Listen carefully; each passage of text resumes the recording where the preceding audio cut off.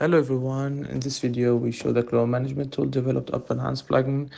For that we use that snake game test project. First we'll start the setting page, provides three optional features: enable tracing, show clone information, and notify user about source changes. We start with first clone, which is a folder clone. We will clone the Pojo folder into the graphic folder.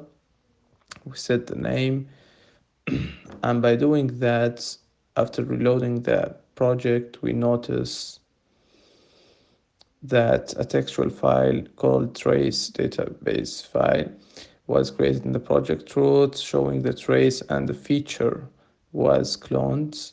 Then we check the feature, this one that was mapped in the feature to folder file that is provided by HAnS plugin.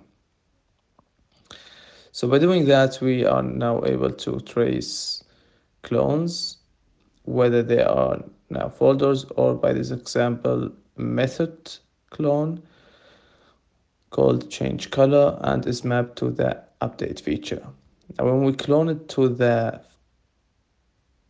tuple file, we see in the trace database that trace was created, showing from the source package until the class name to the method name, and with the appropriate feature that was cloned by this method too.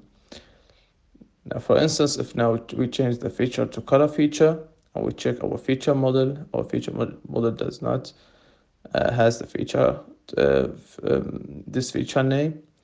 So by cloning now the method again and pasting it to the target asset, we notice after that our trace is included or includes the unassigned prefix before the feature name, and our feature model now is updated to include the unassigned feature with the new feature name as a child of it. Now let's take further examples and try to clone a file. Now by cloning the threads controller file to our graphics folder again, here we can rename it to, for example, threads color clone.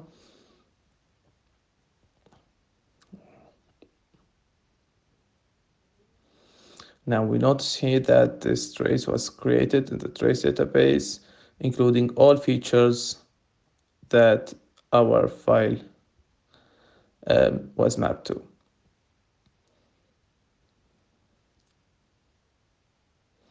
Now, by opening the clone file, we see that our tool shows the user that this file was cloned, and by triggering the show source option, it will redirect us to the source file again.